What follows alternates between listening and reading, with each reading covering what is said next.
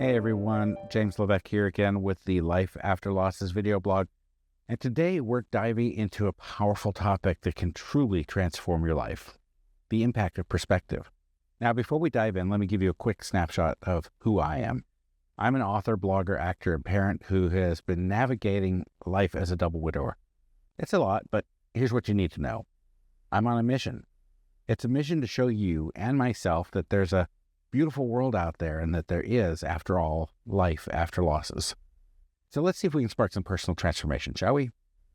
We're at entry number 196 this week, talking about mindset strategies for personal growth. So let's go. Now, I've shared before about how we face the world can have a huge impact on how we live our lives. And it's so important that I included a chapter in Grief Recovery for Adults. Now, I recently ran across a story that struck me about this topic and touched on something I wrote about in my memoir, Life After Losses, though I'm not a twin. Now, the story goes, two twin boys were raised by an alcoholic father. One grew up to be an alcoholic. When asked what happened, he said, "I watched my father." The other grew up and never drank in his life. When asked what happened, he said, "I watched my father." Two boys, same dad, two different perspectives. Your perspective in life will determine your destination. It's pretty impactful, huh? Yeah, this is the crux of the Probe for Personal Significance chapter of Grief Recovery for Adults. It's essential for us, even outside of our grief, and even if we've never been in a position to grieve. And I'm sure my 28-year-old self would have loved to have had known this skill before getting to that chapter in my life. It was several years after my first loss that I felt I finally got it. And by several, I mean many. When I was younger, there wasn't a lot of talk about mindfulness and gratitude, at least not like it's shared now. And maybe it was talked about in the adult world, but I think it's even more important to talk about that when we're young, to develop, nurture, and hone those skills as we get older. But here's the thing. It's never too late to learn to retrain your thinking. How do you change your perspective when you're faced with something you feel is negative? Or do you just let the negativity take over? Changing our perspective, especially when faced with negative situations, is a skill that can be developed and refined over time. We don't deny the reality of the difficult circumstances. Remember the purpose framework. Instead, we find ways to view them that empower us rather than defeat us.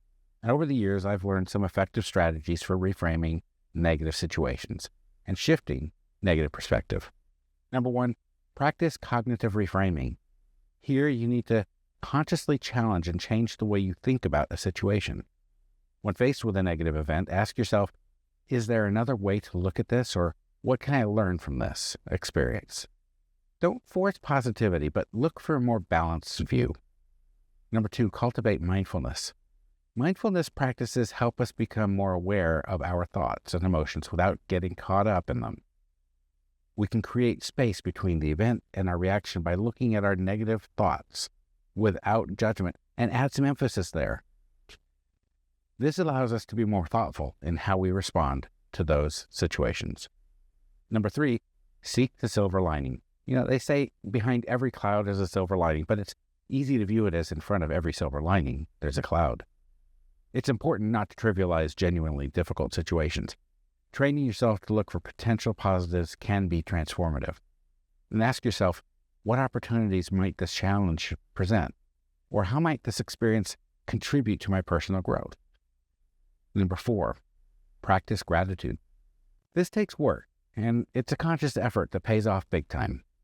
Acknowledge the good things in your life, even and especially during tough times. Doing so can help shift your focus from what's wrong to what's right.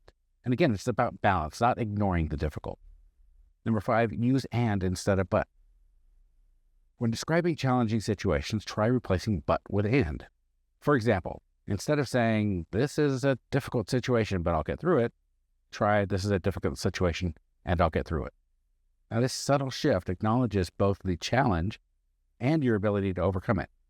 Do you notice the difference? Number six, look at the big picture. When facing a problem, zoom out and view it from a broader perspective. What's the big picture? Ask yourself, how important will this be in a year? In 5 years? This can put current challenges into a larger context and reduce how big they feel. Number 7, seek diverse perspectives. Engaging with others who might have different viewpoints. Sometimes hearing how others interpret a situation can open our eyes to possibilities we hadn't even considered. And finally, number 8, focus on what you can control. There are things in our control and things outside of our control. Give up on trying to control those things that you have no control over. Instead, direct your energy toward what you can control. It's more empowering and leads to more productive outcomes. Implementing these strategies takes practice and patience. Like I said, it's work. It's not about constantly forcing yourself to be positive, but developing a more flexible and resilient mindset. It's about balance, the yin and yang of life. And over time, like me, maybe you'll find that your default reaction to challenging situations becomes more constructive and empowering. So if you've read my memoir, you know that my birth father wasn't exactly a role model I wanted to emulate when I became a father myself. And like the father in the story, and one of the twins, I watched my father and vowed not to be like him when it came to my own kids. This decision to break the cycle is a great example of perspective shift in action. Instead of letting my negative experiences define me, I chose to use them as a catalyst for positive change. It's important to note that changing your perspective doesn't mean ignoring or minimizing past traumas or current challenges. It's not about that. It's about challenging them. It's perceiving reality and recognizing your power to shape your response and future. And whether it's overcoming difficult childhood or navigating grief or facing day-to-day struggles, our perspective can either lift us up or drag us down. And I want to emphasize this content is simplified for this format. So if you're struggling and need help, please see a professional who can actually help you with your specific challenges. That said, and as we wrap up, I want to encourage you to reflect on your own life experiences. How have your perspectives shaped you in your journey? What situations were a shift in your viewpoint to open up to new possibilities? Remember, it's never too late to start cultivating a more empowering outlook on life. As we learn to change our perspective for personal growth, we also create a ripple effect that positively impacts those around us. As we demonstrate to others by choosing to find opportunities in gratitude and challenges and consciously breaking negative cycles, we set an example. If there's a young person in your life, make sure they see you doing this and teach them the skills to do so. So the next time you find yourself facing a challenge, a challenging situation, pause for a moment, take a deep breath and ask yourself, how else can I look at this? You might be surprised at the doors that open when you shift your perspective. Now, if you found this helpful, go ahead and click on the subscribe button.